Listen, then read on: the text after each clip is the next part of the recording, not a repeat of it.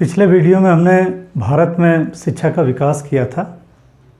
आज हम पुनर्जागरण करेंगे या सामाजिक धार्मिक सुधार आंदोलन करेंगे। पुनर्जागरण का मतलब होता है पुनः जागना। अब 19वीं शताब्दी का जो पूर्वार्ध है भारत में, तो इस समय भारत में ये पुनर्जागरण आंदोलन चला, जिसको सामाजिक धार्मिक सुधार आंदोलन भी कहा जाता है। इससे पहले अगर हम देखें कि आखिर ये यहाँ पे आंदोलन चला क्यों, तो 15वीं शताब्दी में यूरोप में पुनर्जागरण चला था। तो पुनर्जागरण आंदोलन 15वीं शताब्दी में यूरोप में ये धार्मिक क्षेत्र में एक सुधारवादी आंदोलन हुआ था।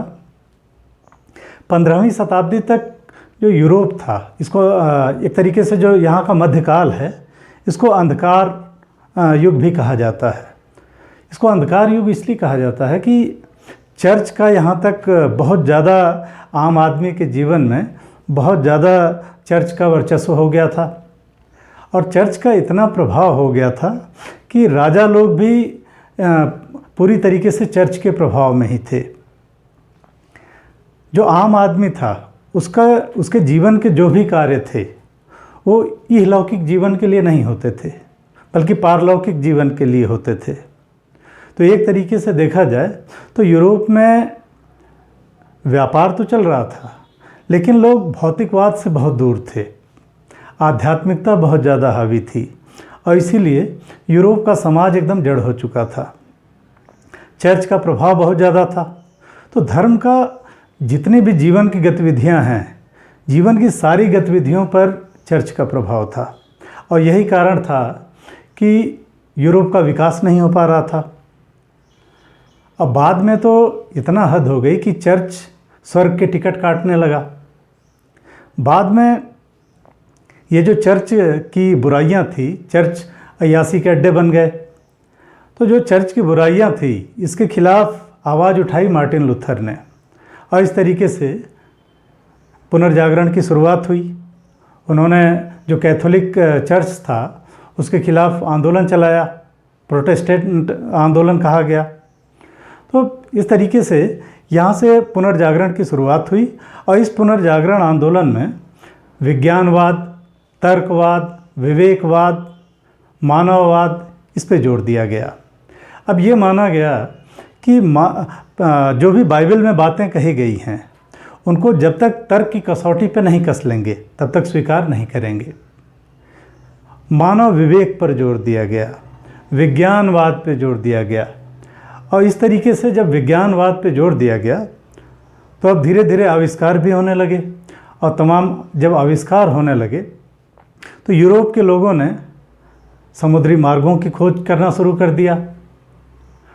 ये कहा जाता है कि पूरे जो पुनर्जागरण आंदोलन चला, इसके बाद पूरे विश्व की खोज कर दी यूरोप के लोगों ने।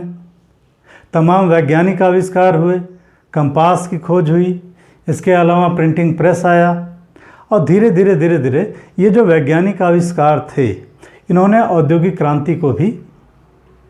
क्रांति की पृष्ठभूमि तैयार कर दी। और इन वैज्ञानिक आविष्कारों का ही परिणाम रहा कि 1750 में ब्रिटेन में औद्योगिक क्रांति घट गई, और बहुत बड़े पैमाने पर उत्पादन होने लगा। अब ये जो औद्योगिक क्रांति घटी, अब यूरोप बहुत पहले आधुनिक हो गया इस कारण, इस पुनर्जागरण के कारण। और इस तरीके से ये जो औद्योगिक क्रांति घटी, इसके परिणाम स्वरूप पहले जो व्यापारी आते थे यूरोप के, वो व्यापार करने आते थे यहाँ से। जो देश होते थे बाकी के, जैसे भारत से ही यहाँ से तैयार माल लेके जाते थे और यूरोप में बेचते थे। लेकिन जब औद्योगिक क्रांति की शुरुआत हुई, तो अब ज़्यादा से ज़्यादा कच्चे माल की आवश्यकता हुई, और इस तरीके से अब यूरोप वासियों ने धीरे धीरे पहले व्यापार करना शुरू किया, और फिर धीरे धीरे इन देशों को गुलाम बनाना शुरू किया। तो भारत को भी गुलाम बना लिया इन्होंने। भारत उपनिवेश बन गया ब्रिटेन का। तो इस तरीके से भारत गुलाम हो गया। अब 19वीं शताब्दी का जो पूर्वार्ध है, यहाँ पे जो भारतीय जो प्रबुद्ध लोग थे, जो अंग्रेजी पढ़े लिखे लोग थे, उनमें ये चर्चा चली कि आखिर जो भारतीय सभ्यता और संस्कृति थी, इसको सर्वश्रेष्ठ माना जाता था कि श्रेष्ठ है भारतीय सभ्यता संस्कृति। तो ये चर्चा चली कि आखिर भारतीय सभ्यता संस्कृति जो है एक विदेशी जो पाश्चात्य सभ्यता संस्कृति है उससे कैसे पराजित हो गई, क्या कारण रहे कि हमारी सर्वश्रेष्ठ सभ्यता संस्कृति पराजित हुई। तो अब इस पर विचार करने लगे ये लोग, और जो कारण निकल कर सामने आया वो ये आया कि हमारा जो समाज था, अगर 18वीं शताब्दी में देखा जाए तो जो भारतीय समाज था वो जड़ हो चुका था। अगर प्राचीन समय में देखा जाए तो प्राचीन समय में भारतीय समाज बहुत ज़्यादा एडवांस था, लेकिन बाद में मध्यकाल में धीरे धीरे भारतीय समाज जड़ हो गया, गतिहीन हो गया। और गतिहीन क्यों हुआ? क्योंकि इसमें बहुत सारी रूढ़ियाँ थी, बहुत सारी कुप्रथाएं थी, जिसके कारण भारतीय समाज गतिहीन हो गया था। और यही कारण हुआ कि एक पाश्चात्य सभ्यता संस्कृति के आगे भारतीय सभ्यता संस्कृति पराजित हो गई। तो अब ये आवश्यक समझा गया कि ये जो सामाजिक कुरीतियाँ हैं इनको दूर किया जाए, क्योंकि इनको दूर करके ही समाज को गतिशील बनाया जा सकता है, सामाजिक जड़ता दूर की जा सकती है। लेकिन जो भारत में जो भी सामाजिक कुरीतियाँ थी वो सारी सामाजिक कुरीतियाँ जो हैं ये धर्म से पुष्ट थी, कहीं ना कहीं धर्म से जुड़ी हुई थी ये सारी सामाजिक कुरीतियाँ। तो इसलिए ज़रूरी था कि अगर भारत में समाज सुधार करना है तो ये ज़रूरी है कि पहले धर्म सुधार करना होगा, क्योंकि धर्म से ही ये सारी मान्यताएं जुड़ी हुई हैं। तो अगर धार्मिक सुधार होगा तो सामाजिक सुधार अपने आप होगा। तो इसीलिए इस आंदोलन को सामाजिक धार्मिक सुधार आंदोलन कहा जाता है। अब भारत में जो पुनर्जागरण की शुरुआत हुई ये 19वीं शताब्दी के पूर्वार्ध में हुई, और भारत में पुनर्जागरण के अग्रदूत माने जाते हैं राजा राममोहन राय। तो पहले तो हम ये देखेंगे कि जो सामाजिक सुधार हुआ भारत में, जो सामाजिक धार्मिक सुधार आंदोलन हुआ, तो इसकी विशेषताएं क्या थी। तो इसकी अगर विशेषताएं हम देखें तो लगभग ये वही लोग थे जिन्होंने पाश्चात्य शिक्षा ग्रहण कर रखी थी, जो यूरोपीय पुनर्जागरण से प्रभावित हैं। तो जो भारतीय पुनर्जागरण हुआ इसकी भी वही सारी विशेषताएं थी। जैसे मानववाद पे जोर दिया इन्होंने कि मानव को केंद्र में रखा जाए और मानव की समस्याओं को दूर करने का प्रयास किया जाए। इसके अलावा तर्कवाद, विवेकवाद पे जोर दिया गया। तो तर्कवाद, विवेकवाद, मानववाद, विज्ञानवाद पे जोर दिया गया ताकि वैज्ञानिक दृष्टिकोण का विकास किया जा सके। और जो भी हमारे यहाँ मान्यताएं, रूढ़ियाँ जो भी प्रचलित हैं उनको तर्क की कसौटी पे कसा जाए, और अगर वो तर्क की कसौटी पे सही उतरती हैं तो ही उनको अपनाया जाए। फिर अगर भारतीय जो पुनर्जागरण हुआ इसकी दशा और दिशा अगर देखी जाए तो यहाँ जो भारतीय सामाजिक सुधार आंदोलन हुआ इसमें 3 तरीके की प्रवृत्तियाँ दिखाई देती हैं। एक तो उदारवादी प्रवृत्ति है जिसके पैरोकार राजा राममोहन राय दिखाई देते हैं। राजा राममोहन राय ये पाश्चात्य शिक्षा से बहुत ज़्यादा प्रभावित थे, पाश्चात्य संस्कृति से भी प्रभावित थे, लेकिन इनका ये मानना था कि जो भारत में जो कुप्रथाएं हैं, जो रूढ़ियाँ हैं, उनका विरोध किया जाए। भारतीय संस्कृति से मुँह मोड़ने की बात नहीं किए करते थे, बल्कि ये कहते थे कि जो पाश्चात्य संस्कृति है उसमें जो बेहतर व्यवस्थाएं हैं, जो बेहतर चीज़ें हैं, उनको ग्रहण किया जाए, लेकिन अपनी संस्कृति से भी मुँह न मोड़ा जाए। तो ये इस तरीके के सुधारवादी थे। पाश्चात्य शिक्षा के बहुत बड़े हिमायती थे ये लोग। दूसरी एक प्रवृत्ति जो थी वो उग्र सुधारवादी थी। उग्र सुधारवादी जो थे ये तीव्र परिवर्तन चाहते थे, ये पूरी तरीके से परिवर्तनकारी लोग थे, जैसे हेनरी विवियन डेराजियो। तो इस प्रवृत्ति का नेतृत्व विवियन डेराजियो जैसे लोगों ने किया, और ये कहते थे, ये पूरी तरीके से पाश्चात्य संस्कृति अपनाने की बात कहते थे, क्योंकि इनका ये मानना था कि भाई जो भारतीय संस्कृति है इसी कारण हम पिछड़ गए, इन्हीं रूढ़ियों के कारण हम गुलाम बने, तो इनको पूरी तरीके से इसमें परिवर्तन लाया जाए। और अगर ज़रूरत पड़े तो इसका त्याग भी किया जाए। तो ये उग्र परिवर्तनवादी थे, हालांकि इनको बहुत ज़्यादा समर्थन भारत में नहीं मिला। एक तीसरी प्रवृत्ति थी जिसके जो नेतृत्वकर्ता थे वो आर्य समाज या स्वामी दयानंद सरस्वती थे। इन लोगों का ये मानना था, इनका ये मानना था कि भारतीय सभ्यता संस्कृति जो है ये अपने आप में सर्वश्रेष्ठ रही है। तो इनका ये मानना था कि जो सुधार किया जाए वो प्राचीन जो संस्कृति है हमारी या वेदों के आलोक में वर्तमान में सुधार किया जाए, क्योंकि जो प्राचीन भारत है, प्राचीन भारत बहुत आधुनिक है एक तरीके से, और जो प्राचीन सभ्यता और संस्कृति थी भारत की वो बहुत ही अग्रगण्य थी, बहुत ही आधुनिक थी। तो इन्होंने कहा कि उससे हम मार्गदर्शन लें और वर्तमान में सुधार करें। तो इस तरीके से ये प्रवृत्तियाँ दिखाई देती हैं सामाजिक धार्मिक सुधार आंदोलन में। अब सामाजिक सुधार आंदोलन में जो एक एक सुधारक हुए उनको हम करेंगे। तो सबसे पहले हम राजा राम मोहन राय को करेंगे। तो राजा राम मोहन राय और उनका ब्रह्म समाज। राजा राम मोहन राय जो हैं, इनको जो भारतीय सामाजिक धार्मिक सुधार आंदोलन है इसका अग्रदूत माना जाता है। जन्म इनका हुआ बंगाल में 1772 में हुगली राधानगर ज़िले में। माता का नाम इनके उमा देवी और पिता राधाकांत राय। ये शुरू से ही बहुत विलक्षण प्रतिभा के धनी व्यक्ति थे। बाद में इन्होंने बनारस से संस्कृत की शिक्षा ग्रहण की। बहुत सारी भाषाओं के जानकार थे ये, जैसे फारसी, लैटिन, हिब्रू, अंग्रेजी। तो इस तरीके से बहुत सारी भारतीय भाषाओं की ये जानकार थे। राजा राम मोहन राय इन्होंने ईस्ट इंडिया कंपनी में भी सेवाएं दी। ये विलियम डिग्वी के सहायक के रूप में इन्होंने ईस्ट इंडिया कंपनी में अपनी सेवाएं दी, लेकिन बाद में इन्होंने नौकरी छोड़ दी। 1814 में इन्होंने आत्मीय सभा का गठन किया और बाद में 1817 में इन्होंने एक घड़ी साज था, डच था, डेविड हेयर। तो डेविड हेयर के साथ मिलकर इन्होंने कलकत्ता हिंदू कॉलेज की स्थापना की। और कलकत्ता हिंदू कॉलेज जो है ये कहा जाता है कि पाश्चात्य ढंग से शिक्षा देने का पहला प्रयास था। किसी भारतीय द्वारा अगर पहला प्रयास देखा जाए पाश्चात्य ढंग से शिक्षा देने का तो यही कॉलेज था। तो डेविड हेयर के साथ मिलकर इन्होंने कलकत्ता हिंदू कॉलेज की स्थापना की। बाद में इन्होंने 1828 में ब्रह्म समाज की स्थापना की, जिसमें एकेश्वरवाद पे जोर दिया जाता था।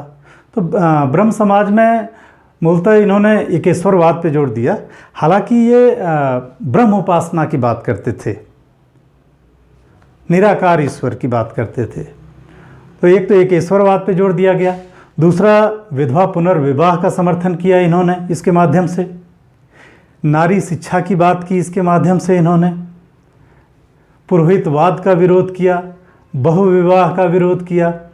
तो इस तरीके से ये ब्रह्म समाज के माध्यम से जो ब्रह्म समाज के उद्देश्य थे वो ये सारे उद्देश्य थे।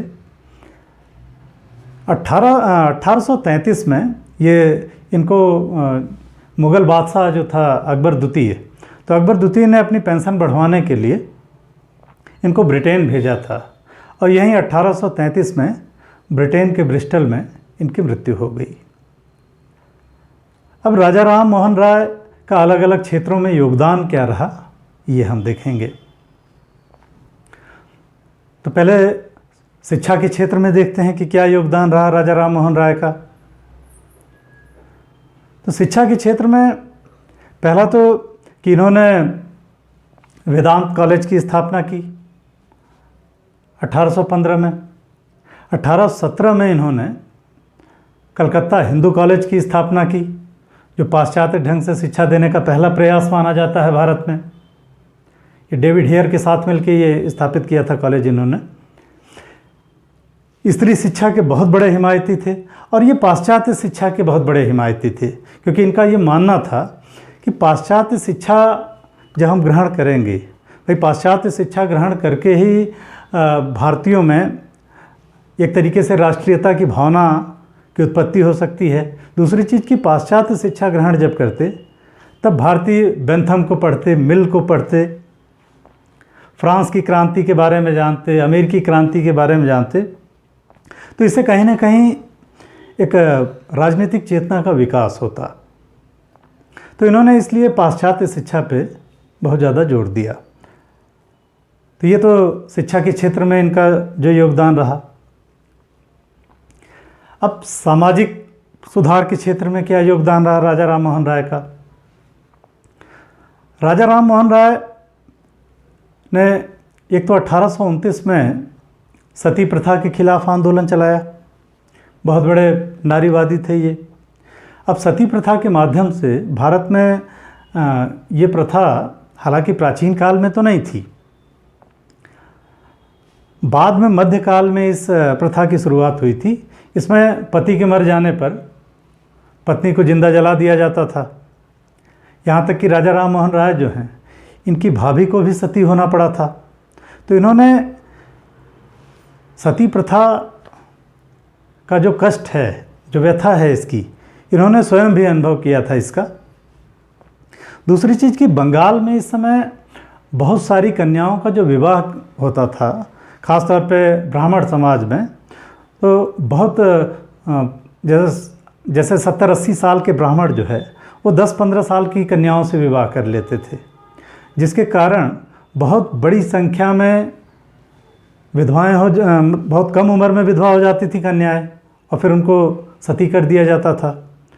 तो इसके खिलाफ इन्होंने आंदोलन चलाया और इन्होंने प्राचीन ग्रंथों का भी सहारा लिया। और इन्होंने ये बताया भी कि प्राचीन काल में भारत में सती प्रथा नहीं प्रचलित थी, बल्कि नियोग प्रथा प्रचलित थी और विधवा पुनर्विवाह प्रचलित था। और ऐसा अगर हम देखें तो ये मौर्य काल तक हमको कौटिल्य के अर्थशास्त्र में भी दिखाई देता है। तो ये प्रथा जो है ये विदेशियों में प्रचलित थी। ये ऐसा माना जाता है कि ये कठ जाति में प्रचलित थी, तो ये विदेश से आयातित प्रथा है। तो इन्होंने प्राचीन ग्रंथों के माध्यम से अपने इन्होंने इसके विरोध में आंदोलन चलाया, तो इसकी पुष्टि भी की और ये आंदोलन चलाया। और इसी समय भारत के जो गवर्नर जनरल थे वो लॉर्ड विलियम बेंटिक थे, सुधारवादी गवर्नर जनरल थे। तो लॉर्ड विलियम बेंटिक ने 1829 में 17वां अधिनियम पारित किया और 17वें अधिनियम के तहत सती प्रथा को दंडनीय अपराध मान लिया गया। पहले ये बंगाल प्रेसिडेंसी में लागू की गई और इसके बाद फिर 1830 में इसको बम्बई और मद्रास प्रेसिडेंसी में भी लागू कर दिया गया। इसके अलावा इन्होंने एकेश्वरवाद पे जोर दिया। इसके लिए इन्होंने तोफुल मुहाउद्दीन एकेश्वरवादियों को उपहार ये पुस्तक लिखी। इसके अलावा प्रिसेप्ट ऑफ जीसस ये पुस्तक लिखी। तो इस तरीके से ये सामाजिक धार्मिक जो सामाजिक क्षेत्र में इनके सुधार रहे। बहु विवाह का भी विरोध किया इन्होंने और विधवा पुनर्विवाह का समर्थन किया। अब राजा राम मोहन राय का जो पत्रकारिता के क्षेत्र में योगदान रहा वो हम देखेंगे। भारत में राष्ट्रीय पत्रकारिता का अग्रदूत माना जाता है राजा राम मोहन राय को। इनका ये मानना था कि प्रेस जो है ये राजनीतिक चेतना के विकास का सशक्त माध्यम है, इसलिए ये प्रेस की स्वतंत्रता के बहुत बड़े पक्षधर थे। जब एडम्स ने 1823 में लाइसेंसिंग एक्ट लागू किया तो उसका इन्होंने विरोध भी किया था। अब इन्होंने बहुत सारी पत्र पत्रिकाएं भी निकाली, जैसे 1821 में संवाद कौमुदी जो कि बांग्ला भाषा में थी। इसके अलावा 1822 में फ़ारसी भाषा में मिरातुल अखबार निकाला। इसके अतिरिक्त ब्रह्मनिकल मैगज़ीन, चंद्रिका, ये सारी इनकी पत्र पत्रिकाएँ थी। राजा राम मोहन राय, इनको आधुनिक भारत का पिता भी कहा जाता है और इनको कई उपाधियों से विभूषित किया जाता है, जैसे इनको नवग्रह का तारा भी कहा जाता है। और भारत में राष्ट्रीयता का अग्रदूत भी माना जाता है राजा राम मोहन राय को। अब राजा राम मोहन राय का जो ब्रह्म समाज था, तो ब्रह्म समाज के विचार काफ़ी आधुनिक थे और उस समय एक तरीके से देखा जाए तो समय से बहुत आगे थे। तो इनका उस समय के जो रूढ़िवादी लोग थे उन्होंने विरोध भी किया, और राधाकांत देव ने ब्रह्म समाज के विरोध में एक धर्म सभा नामक संस्था की स्थापना भी की थी। राजा राम मोहन राय की मृत्यु के बाद ब्रह्म समाज की कमान संभाली देवेंद्रनाथ टैगोर ने। देवेंद्रनाथ टैगोर ने 1839 में इन्होंने तत्वबोधिनी सभा का गठन किया और इन्होंने ब्रह्म समाज का आचार्य बनाया केशवचंद सेन को। जब केशवचंद सेन ब्रह्म समाज में शामिल हुए, जब इनको आचार्य बना दिया गया, तो इनके जो विचार थे बड़े ही उदारवादी विचार थे। तो इन्हीं के प्रयासों से ब्रह्म समाज ने अखिल भारतीय स्वरूप को प्राप्त कर लिया, यानी अब लगभग पूरे भारत में फैल गया ब्रह्म समाज। लेकिन ये इनके उदारवादी विचारों के कारण इनकी सभाओं में हर धर्म के लोग शामिल होते थे, जिसके कारण देवेंद्रनाथ टैगोर से इनकी दूरियां बढ़ने लगी, नाराज रहने लगे, और इन्होंने 1865 में इनको ब्रह्म समाज से बाहर कर दिया। केशवचंद सेन को जब ब्रह्म समाज से बाहर कर दिया गया तो अब ब्रह्म समाज दो भागों में बट गया, एक तो आदि ब्रह्म समाज और एक भारतीय ब्रह्म समाज। बाद में केशवचंद सेन जो हैं, इन्हीं के प्रयासों से 1872 में एक अधिनियम पारित किया गया, एक कानून पारित किया गया।